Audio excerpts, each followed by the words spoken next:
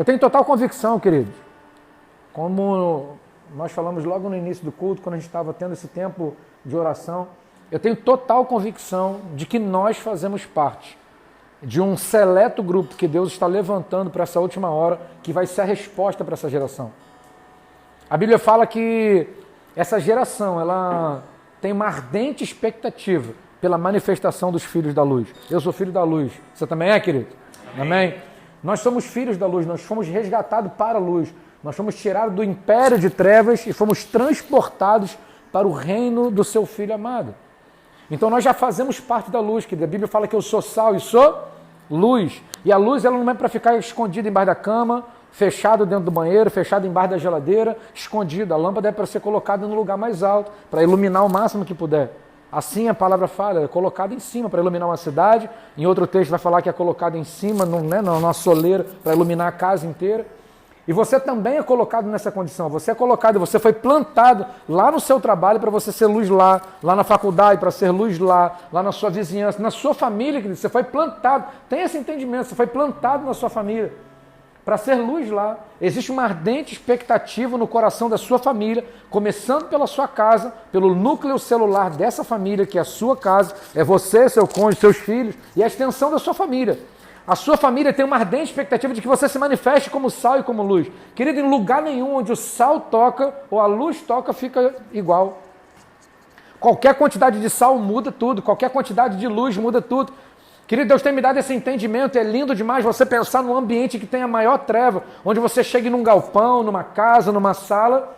O meu quarto é um quarto que ele tem um blackout muito bacana, então se fechar, ele fica apagadão mesmo, pode ser meio-dia, que é igual meia-noite. Então fica bem fechado. Só que tem um detalhe, querido. As trevas, elas sucumbem a qualquer faísca de luz. Pode ser um isqueiro falhado, irmão. Pode ser um isqueiro sem gás, que quando faz aquele triscar, que sobe aquele foguinho, quebra qualquer treva, irmão. Você pode dizer amém por isso? Então não importa, querido, se você está achando que você é um isqueirinho que está sem gás. De repente você entrou nessa noite aqui e você de repente está meio sem gás, sem fogo do Espírito Santo. Mas uma fagulha do Espírito Santo dentro de você faz você brilhar no meio da escuridão. E sabe o que acontece? Que ele pode ser um palito de fósforo, pode ser um isqueiro, pode ser uma vela, pode ser um cotoco de vela.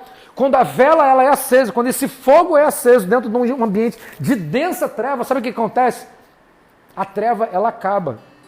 Você sabia que no dicionário não existe definição exata para treva? Sabia disso? Não existe definição. A luz é luz, você vai ter explicação lá. Sabia que quando você for treva, de curiosidade, não agora que você está em culto, aleluia, amém, querido? Quando você chegar em casa, depois você olha assim, definição, bota lá no Google, bota lá, trevas, dicionário. Aí vai vir um monte de dicionário lá e botar treva, ausência de luz. Aí você imagina, querido, você é luz, o fósforo é luz, o isqueiro é luz, um cotoco de vela é luz, ou uma labareda é luz, uma chama, um maçarico é luz. E tem uma densa treva, querido, e tem uma treva na sua casa, tem treva no seu trabalho, tem treva onde for. E aí você chega e se manifesta, e a luz chega, onde a luz chega, a treva é obrigada a acabar, irmão. Você pode dizer amém por isso? Amém. E se Deus disse que você é luz, querido, você vai fazer um reboliço aonde tiver treva.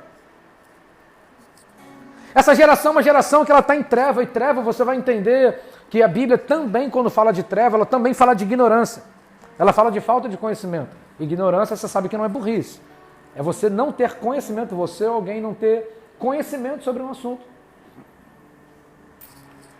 Quando você começa a entender que a treva ela também fala de uma falta de conhecimento, é possível que muitas pessoas estejam na igreja, estejam frequentando, estejam dando dízimo e oferta, mas estejam em trevas, porque não tem conhecimento. Porque a Bíblia fala, e conhecereis a verdade vos libertará. É por essa razão, querido, que acontecem muitos cultos de libertação, sexta-feira do poder, sexta-feira do sal grosso, campanha da libertação, campanha de expulsar demônio, pessoas conversam com o demônio, entrevistam o demônio. Eu não consigo entender uma coisa, irmão. Eu não consigo entender como existem pessoas que entrevistam o demônio. De onde você veio? Quem mandou você aí? E o diabo, ele fala mentira, o demônio fala mentira, e alguém vai acreditar. Aí sabe o que acontece? Aí se manifesta, aí o diabo fala assim, foi a sogra dela. Aí botou o inferno na sogra. A sogra às vezes não tem nada a ver com isso. Aí o diabo está falando mentira, irmão. Vai entrevistar, a gente nunca viu isso na Bíblia. Então, na verdade, querido, não precisa, eu posso impor a mão na sua cabeça, expulsar demônio, fazer um monte de coisa. Se você não decidir caminhar pela luz da palavra, não vai adiantar, você não vai ser liberto nunca. Jesus salva, cura, purifica, liberta, leva para o céu, mas antes de levar para o céu, existe uma vida que precisa ter um conhecimento bíblico para alcançar aqui. Não vai adiantar que nós impormos as mãos, expulsar ou fazer um monte de coisa, declarar, eu profetizo prosperidade, se você gasta mais do que ganha. Não adianta, tem que ter conhecimento bíblico, tem conhecimento de administração financeira do lar, pelo menos. A questão é que a gente está vivendo um tempo, querido, eu já estou pregando, tá bom, querido? Não peguei o negócio aqui, mas já estou pregando, amém? Amém. O esboço está aqui, mas também está aqui. A gente está vivendo uma geração, queridos, uma geração tanto no ambiente cristão quanto numa sociedade onde a geração mimimi, a geração do gato gago. Você conhece a geração do gato gago? O gato normal fala, não precisa rir não, tá, irmão? Porque de repente a piada não vai ser engraçada, precisa rir não, se quiser rir pode rir, ou antes, ou pode rir depois, porque a piada é sem graça, aí você ri da piada que é sem graça, né? Um gato normal faz miau, né?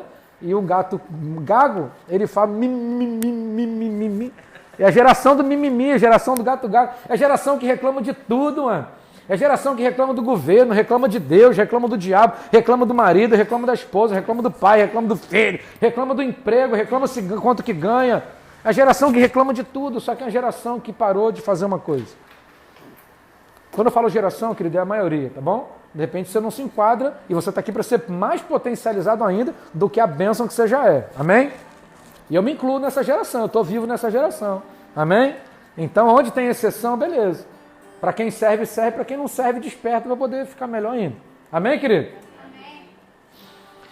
Essa geração tem uma coisa que ela deixou de fazer.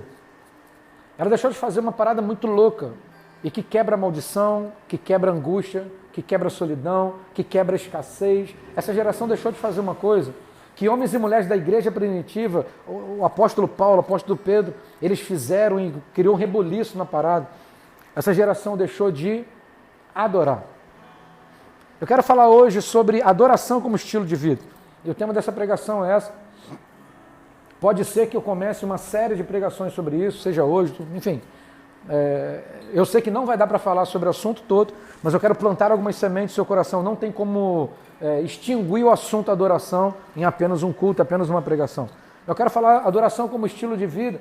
E a questão é, já que a adoração é quase conflitante, né? Eu coloquei uma pergunta para fazer e é quase conflitante, porque se eu falo que a adoração é um estilo de vida, a primeira pergunta é, qual é a condição ideal para adorar?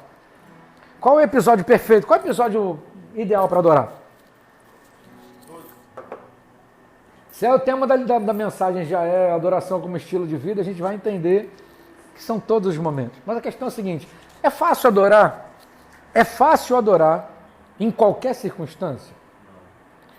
Só alienígena, querido, que vai dizer que é fácil adorar só os anjos, né, irmão? Que já estão lá, santo, santo, santo, já está tudo dominado, já está tudo, né, no esquema, já está com Jesus, já estão junto dele lá e cantam, né, para nós 24 horas, mas lá não tem contagem de tempo, eles já estão cantando santo, santo é o Senhor, e está cheio de sua glória, digno é o Cordeiro de receber a honra, o louvor, só ele é digno.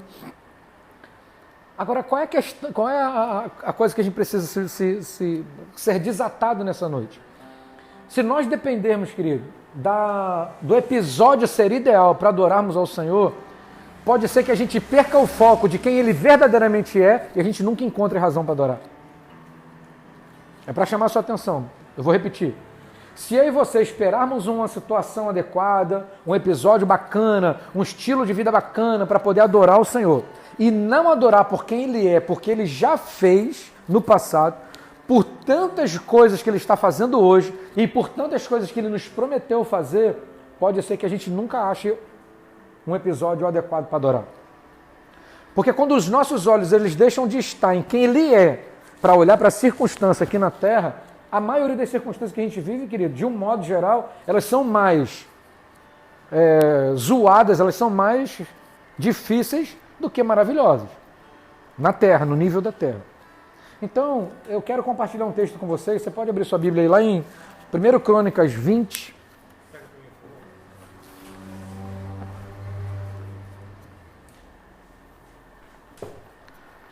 Eu quero ler só alguns versículos com vocês.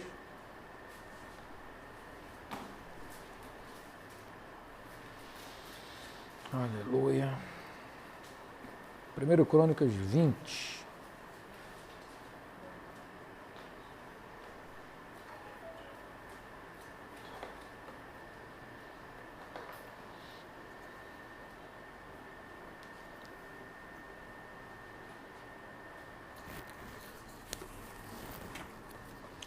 Aleluia. O Espírito Santo do Senhor está no nosso meio, querido. Está dentro de nós e está ao nosso redor também.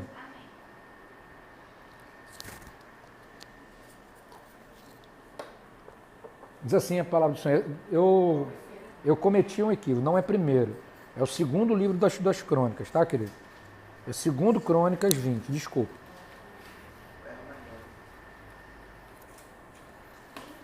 Vinte e 20. 2, 20. Segundo Crônicas 20 e 20. Amém? Amém. Dizendo assim a palavra do Senhor. Pela manhã cedo se levantaram e saíram ao deserto de Tecoa. Ao saírem eles, pôs-se Josafá em pé e disse: Ouvi-me, ó Judá, e vós, moradores de Jerusalém. Crede no Senhor, vosso Deus, e estareis seguros. Crede nos seus profetas e prosperareis. Aconselhou-se com o povo e ordenou cantores para o Senhor, que vestidos de ornamentos sagrados e marchando à frente do exército, louvassem a Deus, dizendo: Rendei graças ao Senhor, porque a sua misericórdia dura para sempre. Tendo eles começado a cantar e a dar louvores, pôs o Senhor emboscadas contra os filhos de Amon e de Moabe e os do monte Seir que vieram contra Judá e foram desbaratados, porque os filhos de Amon e de Moabe se levantaram contra os moradores do monte Seir para os destruir e exterminar. E tendo ele dado cabo dos moradores de Seir, ajudaram uns aos outros a destruir-se. Que doideira! Tendo Judá chegado ao alto que olha para o deserto, procurou ver a multidão, e eis que eram corpos mortos, que estavam em terra, sem nenhum sobrevivente. Vieram Josafá e o seu povo para saquear os despojos e acharam entre os cadáveres riquezas em abundância e objetos preciosos. Tomaram para si mais do que podiam levar, e 3 dias saquearam o despojo, porque era muito. Ao 4º dia, se ajuntaram no Vale da Bênção, onde louvaram ao Senhor. Por isso chamaram aquele lugar Vale da Bênção, até o dia de hoje. Então voltaram todos os homens de Judá e de Jerusalém e Josafá à frente deles e tornaram para Jerusalém com alegria, porque o Senhor os alegrara com a vitória sobre os seus inimigos. Amém, queridos? Amém. Eu vou só dar um pano de fundo para você entender a história, a essência da história. E você entendeu o que está acontecendo aqui. O rei Josafá foi um rei marcante na história bíblica. Ele foi um rei que ele fez uma revolução, ele quebrou alguns paradigmas, ele foi um rei que buscou o Senhor. E esse episódio aqui se levantou um grupo de vários inimigos que se uniram para vencer o povo de Deus. Ali estavam Judá e Israel, porque ali eles estavam no momento onde tinha as tribos separadas, mas eu vou chamar como o povo de Israel. Judá e Jerusalém, então é o povo de Israel. Vários inimigos se uniram, criaram uma treta para poder se levantar, se uniram para irem contra Israel. E tem um detalhe, queridos, era um grupo muito maior do que humanamente o exército de Israel poderia dar conta.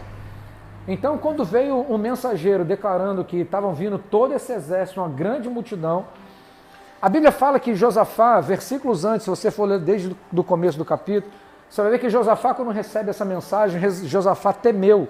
Ele ficou pesaroso, ele ficou com medo de enfrentar esse exército, porém, ele fez uma coisa, ele consultou o Senhor, ele buscou o Senhor, ele orou ao Senhor. Então, querido, não tem problema ter medo, não tem problema o medo bater a porta. Aliás, não tem problema o medo vir, não tem problema o sentimento de insegurança bater a porta. Não é um problema a angústia bater a porta, a insegurança. Não é problema, querido, a incredulidade, não é problema a falta de fé bater a porta, porque nós vamos ver isso lotado na Bíblia de homens e mulheres de Deus, cheio do poder, cheio da unção, cheio da capacidade, que passaram por episódios como esse. Então o problema não está em o problema bater a porta. O problema é o que você faz, o que eu faço quando o problema bate a porta. Porque para Josafá, ele simplesmente temeu, mas ele tirou o time de campo e se lançou diante do Senhor. Ele buscou o Senhor, buscou o Senhor, buscou o Senhor, buscou o Senhor.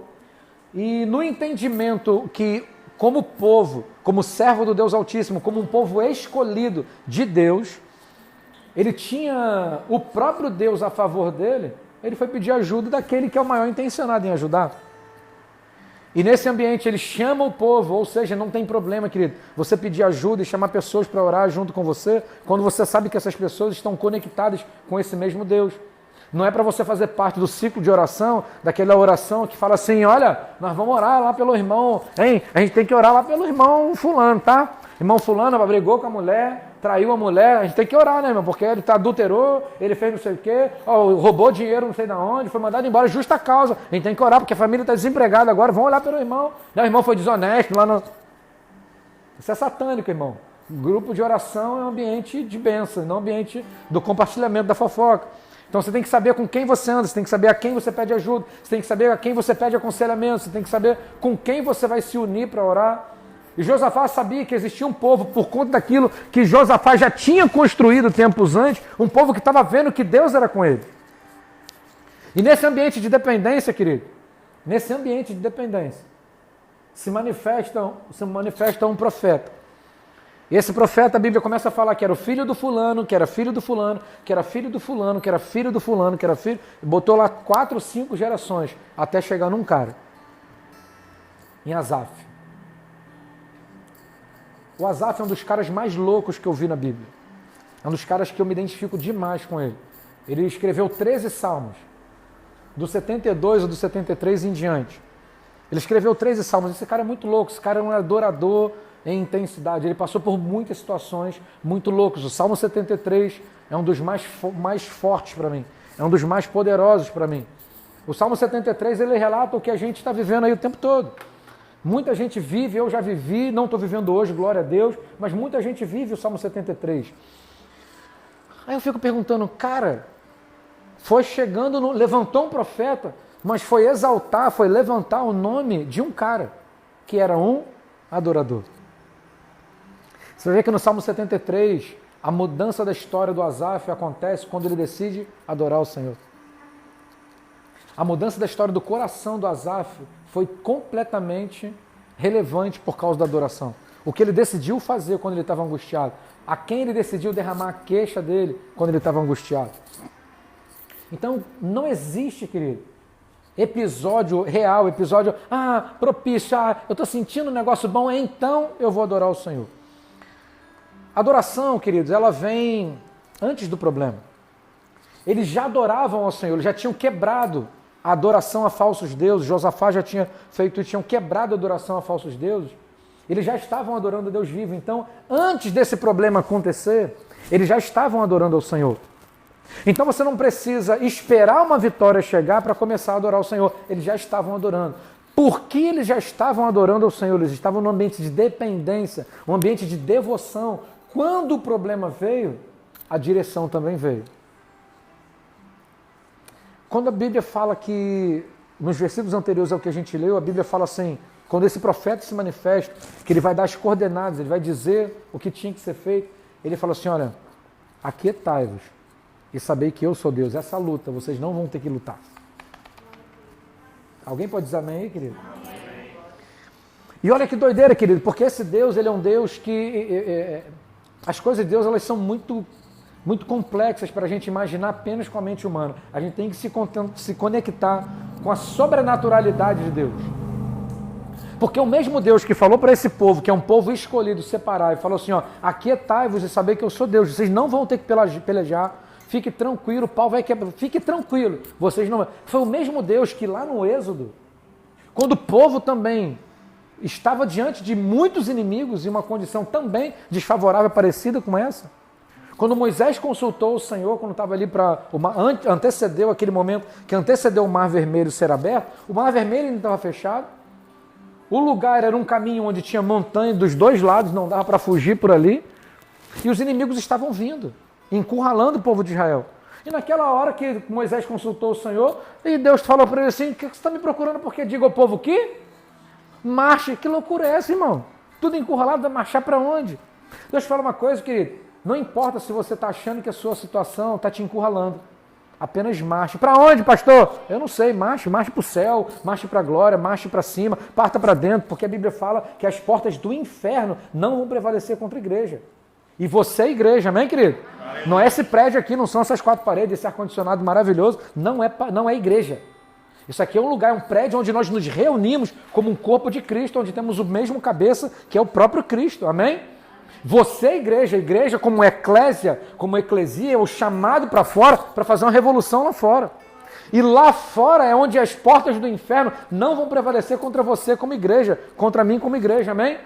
Então vai ter situação que você vai se sentir encurralado. Mas vai ter um outro povo, vai ter um outro momento como um povo escolhido também, que você também é. Amém, querido? Você também foi escolhido. 1 Pedro 2,9 fala isso. Que você é geração eleita, nação santa, sacerdócio real, povo adquirido para ir pregar o evangelho, fazer uma revolução. Antes vocês não eram povo, agora vocês são povo. Antes vocês não tinham misericórdia, agora vocês têm misericórdia. Eu tenho, nós somos parte disso. Amém, querido? Então a coisa está muito mais a nosso favor do que o diabo. O diabo já é derrotado, querido, a gente precisa lembrar. Querido, existe uma coisa que alegra o nosso coração, que contenta o nosso coração, que faz a gente entrar numa revolução de poder de dentro para fora. É lembrar o final da história. Irmão, lê o Apocalipse, o final da história. Quando você lê Tessalonicenses, quando você entender como que acaba essa história, o final dessa... Querido, Deus não tem um lance do spoiler. Antigamente, como é que falava mesmo? Antes, spoiler era... Como é que falava quando ia falar o filme? Não fala o filme, não. Como é que é? Hã? Tem o trailer, mas quando alguém ia contar o final do filme pro outro... O seu antes, né? Hã? O spoiler é agora, pô. Não fala, não. Meu dedo, rapaz... Não, nós somos atuais, nós somos jovens, amém, irmão? Nós somos jovens. Vocês gostaram da minha camisa? Vocês gostaram da minha camisa, jovem? Olha só. Nós somos jovens, né, irmão? A juventude está de dentro para fora, amém, querido? Aleluia. A juventude não está no cabelo branco, não está... Amém, querido? Aleluia, amém, crente? Nós somos jovens, amém? Então é spoiler, amém, irmão? Amém. É spoiler. Irmãos, esse Deus, ele é tão lindo, tão maravilhoso. Esse Deus, ele quer tanto que a gente tenha total convicção de que ele é conosco, que ele já deu spoiler do final da história. Fala um amém aí, crente. Aleluia. Deus já deu spoiler, ele já falou o final do filme. Ele já contou como é que esse livro termina. Tem uma música muito maravilhosa do Ministério Elevation, que eu gosto muito, que é I See a Victory. Eu já vejo a vitória, eu já sei. Aí tem uma frase que fala, eu sei como a história termina. I know how the story ends. Eu sei como a história termina. Como a história termina? Eu, junto com Deus, o diabo derrotado com um sopro. Irmãos, Tessalonicenses vai dizer que nesse grande dia, nessa grande batalha, no juízo... Irmãos, quando eu estive lá em Israel, no Monte Carmelo, a gente consegue ver o Vale do Armagedon, onde vai ser essa grande batalha do juízo final mesmo, onde a parada vai ser muito louca, vai ser aquela luta épica que não tem o UFC que dê pra conta de comparar. Só que tem um detalhe, que eu fiquei imaginando, caraca, mano, eu fiquei olhando lá de cima, eu falei assim, caraca, vai ser aqui, mano. Vai ser aqui aquela grande batalha e tal, que vai ser assim, que o pau vai quebrar, que não sei o que, bababá. Mas naquela época eu não tinha me dado conta que esse versículo estava falando isso. Eu já li a Bíblia, eu já tinha lido o texto do Tessalonicenses. Eu não tinha me dado conta, querido, que está escrito lá, que vai ser com um sopro. Irmão, que Deus é esse, que o trabalho que ele vai ter para derrotar esse grande inimigo, o grande diabo, o grande... Acabou. Aí você vai assim, vai. Mas já acabou. Só que tem um detalhe, querido. A Bíblia também fala, você vai entender se você buscar. Fala que nós vamos descer nesse tempo, a gente já vai ter subido e nós vamos descer junto com ele. Com o cavalo, com o carro, com aquela zoada toda, nós vamos descer também. E quando Jesus estiver descendo para poder ordenar essa vitória, vai ser só um sopro. Sabe o que acontece, querido? Quando eu e você não estamos no ambiente da adoração, a gente não vai se conectando com a adoração, a gente pira por conta das circunstâncias e a gente não adora a um Deus que vai vencer esse grande inimigo com um sopro, mas acredita na mentira desse mentiroso. Irmão, para pensar, querido, o que eu e você comunicamos para Deus, presta atenção. Eu não quero pegar ser humano voluntário não, tá, irmão? Quero pegar 2 cadeiras como voluntário.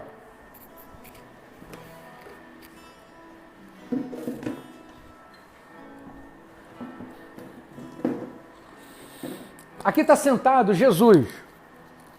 Presta atenção. Aquele que morreu por você e por mim na cruz. O que é para tudo que eu falar que é para você, é para mim também, tá, irmão? Então, a hora que sair você, é você e sou eu também. Amém? Amém. Aquele que morreu na cruz. Aquele que passou 3 dias no interior da terra, na escuridão da terra. Foi lá no inferno. Pisou na cabeça do diabo. Tomou a chave da morte. a autoridade que a morte tinha, tomou a chave do inferno, que era governo de Satanás. Nem o governo do inferno Satanás não tem mais, por causa disso. Ao terceiro dia, o Espírito Santo, o Espírito do próprio Deus, foi lá e ressuscitou Jesus dentre os mortos. Fez ele andar novamente em carne na terra depois de 3 dias.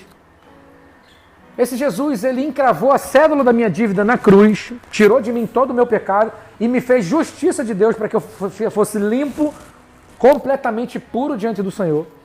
Ele me prometeu que ele subiria, mas deixaria o Consolador. Em Atos 2, desce o Espírito Santo, se cumprindo tudo que Jesus prometeu, o que estava escrito, desceu em Atos 2, veio o Espírito Santo. Agora, ainda que eu seja como um vaso de barro, como a Bíblia fala, Deus ele botou esse patrimônio, essa coisa valiosa para poder habitar dentro de mim, que é o Espírito Santo. E esse Jesus, esse Deus que governa tudo, esse que fala sempre a verdade, tudo que Deus falou ele cumpriu, e tudo que ele falou ele vai cumprir, ele está sentado aqui.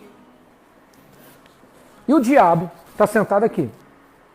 O diabo que é esse mesmo que foi derrotado lá dentro da casa dele, ele perdeu o governo da morte, ou seja, a morte não governa mais. Quem estiver fechado com Jesus, quem estiver batizado, que morreu com Cristo e também ressuscitou com ele, ou seja, vai morar na glória no céu, amém? Esse mesmo diabo que foi derrotado, que foi envergonhado publicamente, como fala lá em Colossenses, esse mesmo diabo que teve a cabeça pisada, e a Bíblia fala desde Gênesis 3,15, o diabo que é o pai da mentira, que só fala mentira porque a mentira é o que tem nele, ele é a própria mentira.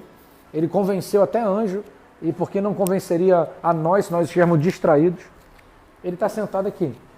Aí ele vem e fala as mentiras. Cara, ele já é um perdedor, ele já é um derrotado. Ele já sabe que no grande dia ele vai ser derrotado com um sopro de forma definitiva. Ele já sabe que contra nós ele não tem como prevalecer. Ele já sabe que ao nome de Jesus ele tem que se submeter. Ele já sabe que o governo está nas mãos daquele que tem quem está fechado com Jesus. Desse lado aqui está aquele que tem na mão a marca da grande vitória, a marca dos cravos nas mãos. E desse lado aqui o mentiroso. A questão é, até que horas que você vai se manifestar acreditando nesse cara aqui? Que já é um derrotado, já foi pisado, a derrota dele já foi declarada, já tem data para acontecer, a gente só não sabe ainda, mas já tem. E nós não vamos acreditar nesse aqui que fez tudo que fez por nós. E a gente não vai se manifestar com esse aqui, não vai fechar com esse aqui, não vai fechar com o vencedor. Não vai servir quem vence o vencedor, que até aquele momento era o diabo, e ele achava. Queridos, a minha criatividade, ela me permite imaginar lá no inferno a euforia que estava, a ruaça que estava, a festa que estava. E eu me imagino vendo isso. E quando Jesus entra lá, porque ele se fez pecado no nosso lugar, ele se fez maldito no nosso lugar, ele se fez maldição para levar sobre ele toda a nossa maldição. Então ele foi lá para o inferno porque ele foi condenado por tudo isso. Ele se permitiu fazer tudo isso. E quando o diabo achava que estava tudo dominado, botou a musiquinha, está dominado, está tudo dominado, aquela euforia, aquela farra. Quando o diabo achava que estava tudo isso, querido, vem o Espírito Santo e joga uma explosão, entra fazendo uma arruaça. Querido, a Bíblia fala que a terra tremeu, houve um terremoto na terra inteira nesse dia. Querido, você para pensar aqui comigo, a gente está falando de um Deus que causa um terremoto só porque ele chegou no lugar. Ele não vai causar uma revolução na sua vida em seu favor se você estiver acreditando nele. Aí você vai acreditar nas mentiras, vai sair de mão dada com esse aqui que é mentiroso, que a característica dele é o engano, travando a sua adoração, travando aquilo que você fala, travando aquilo que você pode levantar mãos santas e adorar o Senhor. Você vai acreditar nesse aqui que a circunstância que você está vivendo ela é mais avassaladora do que fechar com esse aqui que já disse que você é mais do que vencedor nele e não há nada e ninguém que possa impedir a sua adoração se você estiver fechado com ele. Você vai botar o dedo dentro da cara, você teria coragem, querido, em nome de Jesus, cria isso aqui comigo, por favor. Se permita ser pelo menos um pouco criativo agora. Você teria coragem de chegar aqui na cara desse aqui, ó, e falar assim, olha, você morreu na cruz por mim, Foi cumprido, desde o Gênesis foi cumprido. Você morreu na cruz por mim, perdoou meus pecados, levou minhas feridas. Por suas pisaduras, minhas doenças foram saradas. Eu já fui liberto, eu já fui tal. Você pisou na cabeça do diabo, você venceu o terceiro dia. Você ressuscitou, prometeu o Espírito veio. O Espírito veio morar em mim. Mas eu não acredito em você. Eu vou fechar com isso aqui, ó. Eu vou sair de mão dada. Você teria coragem, querido, de Jesus em pessoa aqui, botar o dedo dentro da cara dele e falar: você me disse que eu já estou contigo assentado na região celestial. Você me disse em Efésios 1:3 que já me abençoou com toda sorte de bênção espiritual, mas eu acredito nesse aqui dizendo que eu sou escasso, dizendo que eu não vou prosperar, dizendo que eu vou falir, dizendo que eu sou doente, dizendo que eu vou ficar na angústia mesmo. Eu não acredito em você. Eu não vou te adorar porque você não é digno. Eu vou parar a minha adoração porque eu acredito nesse aqui. Porque eu estou muito angustiado, eu estou com muito problema, é isso, mimimi. É com esse que eu vou andar. É nesse que eu vou acreditar. É segundo o molde desse aqui que eu vou me mover. Você tem coragem, querido, de fazer isso? Meter o dedo da cara de Jesus. E quando você olhar para as mãos dele, está a marca do cravo. Você botar o dedo dentro da cara e dizer: eu não vou te adorar. Porque a minha opressão é maior. Eu não vou te adorar porque o dinheiro que eu tenho no bolso não me deixa te adorar. Eu gostaria de ter mais. Eu não vou te adorar porque minha vida não está dando certo. Eu não vou te adorar porque tudo que eu faço dá errado. Você tem coragem, querido, de olhar para dentro da cara dele e falar: eu não vou cantar para você. Eu não vou cumprir o Salmo 24. Eu não vou cumprir o Salmo 130. Eu não vou cumprir a adoração como estilo de vida. Porque ele está me convencendo de que não vale a pena porque você não me ajuda. Não vale a pena porque só adora quem já está vivendo em vitória. Você tem coragem de colocar dentro da cara dele o seu dedo, que ele fala assim: eu não vou te adorar. Eu vou fazer uma pergunta, querido, não precisa levantar a mão, de verdade. Você teria coragem de fazer isso hoje? Não precisa levantar a mão. Claro que você não levantaria a mão. Você tem coragem de botar o dedo dentro da cara dele e falar tudo isso? Fala: eu vou andar de mão dada com esse aqui, é nesse aqui que é mentiroso que eu acredito. É nesse aqui que é mentiroso que eu acredito. Você tem coragem de falar isso para Jesus hoje? A questão é, se você não tem coragem de botar o dedo dentro da cara de Jesus e falar isso fisicamente, por que então você tem tanta facilidade de parar de adorá-lo e não faz como deveria? Agora apertou um pouquinho.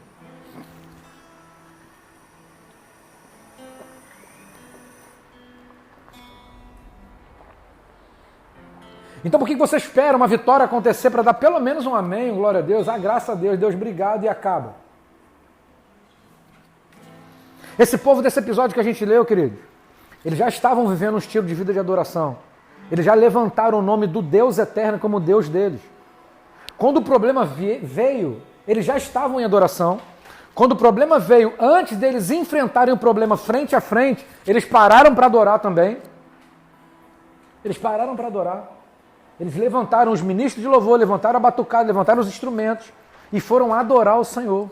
Queridos, a Bíblia acabou de falar para mim e para você, depois você confere o texto. A Bíblia fala que enquanto eles adoravam ao Senhor, a Bíblia falou para mim e para você, enquanto eles adoravam ao Senhor, Deus ia lá no arraial dos inimigos e fazia uma ruaça. Você pode pegar essa visão em nome de Jesus, querido? Enquanto eles adoravam ao Senhor, Deus ia no arraial dos inimigos e fazia uma ruaça. Sabe o que aconteceu, querido? Os grupos que se formaram para se juntar contra Israel, os grupos começaram a brigar entre si. E aí foram se matando, depois chegou um outro e ele falou assim: agora é nós. Eles brincaram em si. Eles tinham fechado uma aliança para lutar. Aí Deus foi lá, confundiu a galera. Deus foi lá, jogou uma doideira neles lá. Eles começaram a se matar, querido.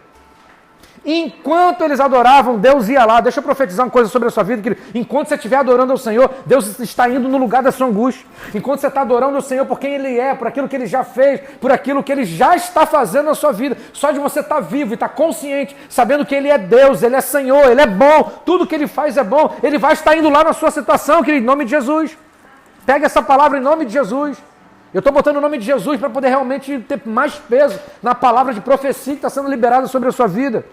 Aqui não é a palavra, querido, de otimismo, é a palavra de fé. Enquanto eles adoravam, Deus fazia uma ruaça no arraial dos inimigos. Enquanto você adora, o inferno é estremecido. Enquanto você adora, os inimigos piram. Mas pastor, não estou vendo isso na minha vida. Será que a sua vida é um estilo de vida de adoração? Ou você depende de circunstância para dar um glória a Deus e um aleluia?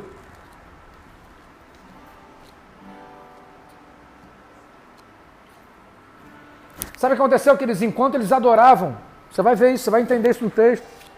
Eles não perderam a paz em nenhum momento. Depois, a Bíblia não fala que em nenhum momento, depois que eles adoravam, eles perderam a paz, ficaram angustiados, ficaram com medo de novo. A Bíblia não fala mais de temor e insegurança, não fala mais de perturbação. A Bíblia não fala mais disso depois que eles decidiram adorar. A adoração, ela gera uma tranquilidade dentro da circunstância que ainda não foi resolvida. Eu vou repetir. A adoração, ela gera um ambiente de tranquilidade enquanto a circunstância ainda não foi resolvida. Aí sabe o que aconteceu, querido? Olha que doideira. Aí eles adoraram e tal. E o pau está quebrando lá, estão adorando. Eles estão indo para o lugar de batalha, ou seja, a adoração não impede que você guerreie suas guerras. Eles estavam indo para a guerra. Embora eles não soubessem que estava esperando por eles lá. A adoração não impede que você enfrente seus problemas. Enquanto eles adoravam, tudo estava acontecendo. Só que quando eles chegaram lá, veio essa grande notícia. Uai, cadê aquela multidão? A Bíblia fala que eles estavam esperando ver a multidão quando chegaram no topo do monte, para olhar lá para baixo, onde ia ser o vale do quebra-pau, lá de pauleira quebrando lá. Todo mundo estava morrendo, estava morto, só viram cadáveres. Só que não eram só cadáveres, querido. A Bíblia acabou de dizer para mim e para você que eles deixaram muitos despojos, eles deixaram muitas coisas de muito valor, muitas riquezas estavam lá. Levanta a sua mão, eu quero profetizar sobre a sua vida. Levanta a sua mão. Eu só quero repetir o que está escrito na Bíblia para os nossos dias hoje. Eu profetizo que enquanto você adorar, Deus está preparando riquezas financeiras para a sua vida. Porque que eles pegaram lá, que foi prata, ouro, armamento, coisas de muito valor, riquezas, não foram coisinhas. Eu profetizo, enquanto você adora, Deus está separando riquezas para você. Amém, queridos? Aleluia. E eles vão lá, eles levam 3 dias, irmão. Para imaginar, eles estavam indo com a multidão também. O exército não era 10 homens, não. Eles estavam indo com a multidão, o exército, com os levitas, com um monte de gente. Eles demoraram 3 dias para colher, para recolher tudo que os caras deixaram. 3 dias. Eu não quero enumerar as coisas que estavam lá. Na verdade, eu também só imagino, né? Pela época de guerra, pelo que tem naquela época, eu poderia imaginar. Não vou investir tempo nisso. E ao 4º dia, querido, depois que eles cataram, ao 4º dia, o que eles fizeram? Adoraram de novo. Ó! Eles adoraram de novo. Eles já estavam vivendo uma adoração como estilo de vida antes do problema. O problema veio antes de eles pirarem, se desesperarem, o temor bateu a porta. Eles adoraram ao Senhor, tranquilizaram o coração. Deus fez um reboliço no arraial do inimigo, receberam riquezas e agora eles estão com a vitória na mão. E o que eles fazem? Adoram ao Senhor. Só que agora que eles já estão adorando em posse da vitória. Eles estão adorando com a bênção deles nas mãos. Os inimigos estão mortos e a prosperidade está nas mãos. Adorando ao Senhor, agora por conta da vitória já ordenada. Sabe o que eles fazem? O texto falou aqui para mim e para você. Eles voltam para casa fazendo o quê? Fazendo o quê, irmão? Adorando, com alegria. Irmãos, olha o cenário antes, olha o durante, olha o depois. Vê se não traz um ensinamento para mim e para você.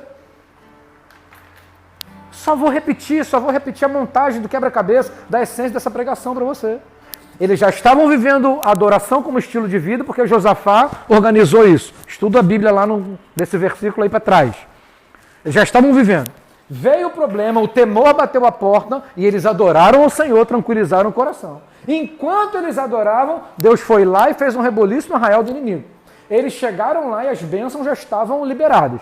E os inimigos derrotados, completamente derrotados. Eles estavam como, queridos? Eles estavam enfraquecidos ou eles estavam mortos? Mortos, derrotados, do jeito que os demônios já estão quando nós nos manifestamos no nome de Jesus. E aí como que eles voltam? Com batucado, com instrumento, um azuado, irmão, cantando de alegria e voltaram com júbilo. E se tem uma coisa que aquele pessoal de lá sabe fazer, querido, é batucado e zoado. Eles cantam alto, eles tocam alto, os instrumentos são barulhentos E eu fico imaginando, querido, que arruaça foi essa que eles voltaram celebrando para casa. Você sempre vai voltar para casa, você sempre vai voltar para o seu eixo, você sempre vai voltar para o seu coração, para o lugar certo, em alegria, quando você decidir viver a adoração como estilo de vida. Querido, não considere mais que nós vamos ter o momento do louvor e da adoração. Aliás, embora isso também seja muito legal, porque o nosso culto, né, no domingo, ele é dividido em momentos. Então não considere, queridos, apenas que você vai viver o momento onde lá no culto, onde tem alguém tocando instrumento, tem alguém cantando, você vai cantar também e vai levantar suas mãos. Entenda, em nome de Jesus, querido, que você pode viver a adoração como estilo de vida. Não vai ter diabo, não vai ter demônio, não vai ter mentira do inferno que vai prevalecer contra as suas emoções. A sua convicção vai estar muito bem estabelecida quando você fizer isso, se manifestar nisso, nesse estilo, sempre. Antes do problema chegar, enquanto o problema chega e depois de vencer o problema. Vai ter situação como aquele povo teve que marchar lá do Egito. E depois que eles marcharam, que eles passaram pelo mar, eles fizeram o quê do lado de lá? Adoraram, a Miriam pegou um tamborim, pegou uma batucada e... Por isso que eu acho que eu tenho uma inclinação assim num batucada, irmão. Eu tenho um pezinho, irmão, na batucada. Eu tenho um projeto assim de ter um ambiente assim, bastante batucada mesmo. Padrão meio que africano mesmo, aquele negócio batucadão mesmo. Batuque, irmão. O tambor é bíblico, irmão. O tambor não é da macumba, não. O tambor não é. Não é para adoração de Satanás, o tantão, o atabaque. Esses negócios não são para o diabo, não, tá, irmão? A adoração é para o Senhor. O diabo, ele mente, ele também quer para ele uma porção de adoração. Agora, todo ser que respira, ele louva ao Senhor. Louvai ao Senhor. Eu quero te convidar, querido, a você desenvolver na sua vida a adoração como estilo. Não estilo de culto, não estilo de um momento apenas na sua casa quando você faz um culto doméstico. É você louvar o Senhor lavando louça, é você louvar o Senhor tomando banho. O melhor momento para quem não canta bem é o banho, né, irmão? Porque no banho ninguém perturba a gente, né? Ninguém enche o nosso saco quando a gente está cantando desafinado, que a gente chora junto, que a gente está cantando lá e chora junto. Ninguém vai zoar a gente, é o nosso momento, né? Quem canta bem, canta em qualquer momento. Eu quero te convidar, querido, a realmente você reconsiderar a sua vida e reconsiderar esse Deus que você já escolheu seguir. Você já escolheu seguir. Querido, o mais difícil você já fez, que foi se posicionar, levantar a sua mão e falar assim, eu sou de Jesus agora. A minha vida pertence a Ele vai ser o Senhor da minha vida a partir de agora. Eu declaro que Ele é o meu Senhor, eu declaro que Ele também é o meu Salvador. Ele dá as ordens, eu obedeço, porque ser servo é isso. Ele dá o comando, eu obedeço. Se eu levanto minha mão para Jesus e eu quero continuar fazendo do meu jeito, Ele não é o meu Senhor. Tem muita gente que está vivendo assim, só quer Jesus apenas como Salvador. Só quer Jesus para levar para o céu, mas não quer Jesus para obedecer Ele e fazer do jeito dele. A questão é, querido, do seu jeito, está dando certo mesmo? O seu estilo de vida, fazer do seu jeito, escolher o que você escolhe, pensar como você pensa, está dando certo mesmo? Ah, pastor, mas eu não concordo com algumas coisas que estão na Bíblia. Beleza, cara, escreve a sua então. Tá tudo bem, escreve a sua. Seja você o escritor da sua Bíblia. Mas essa daqui que fala do Deus eterno é desse jeito aí. Ah, mas tem umas coisas que eu concordo, outras que eu não concordo. Então, fala para Deus, eu também só quero ser metade salvo. O seu jeito está dando certo mesmo? O jeito que você escolheu decidir movimentar a sua vida está dando certo mesmo? Ou você só está adorando quando a circunstância está favorável? Ou você só está adorando quando você vem para um culto e existe uma atmosfera preparada para você adorar? Você continua permitindo que a adoração seja refém de uma circunstância favorável ou desfavorável? Porque essa noite o Senhor te trouxe aqui para te instruir a simplesmente adorá-lo em qualquer circunstância. Adore por quem Ele é. Adore por aquilo que Ele já fez. Adore porque Ele enviou Jesus para morrer por você, te salvar, perdoar os seus pecados e te levar para o céu. Só que Ele também fez tudo isso para antes de você ir para o céu, antes de você ressuscitar nele, Ele também te prometeu uma vida aqui na terra que vale a pena ser vivida. A questão é, a vida que você está vivendo, do jeitinho que você está vivendo, está valendo a pena mesmo ser vivido? Ou você só está vivo porque não morreu? E às vezes você tem a sensação que nem faria diferença se você morresse.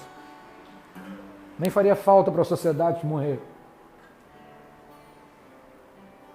Você só seria mais um que morreu. Porque quem não está vivendo do jeito de Deus, a vida realmente não faz sentido, querido. Quem está vivendo do jeito de Deus sabe que tem uma missão para cumprir na terra e vai ficar extremamente se movimentando por isso.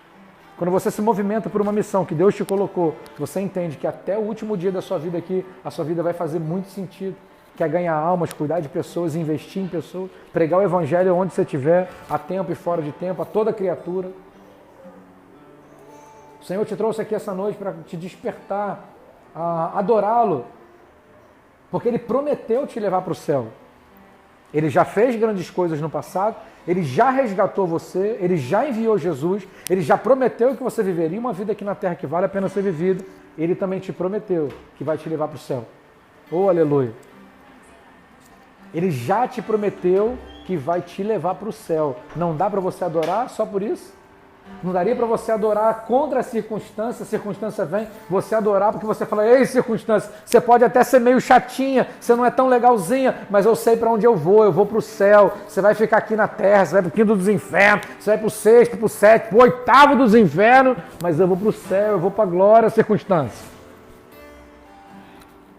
Ei, diabo, você está querendo perturbar minha cabeça, encher meu saco, paralisar meus dons, paralisar o ministério, paralisar o chamado que Deus tem na minha vida. Mas eu sei qual é o seu final, já é de derrota, o meu é de vitória.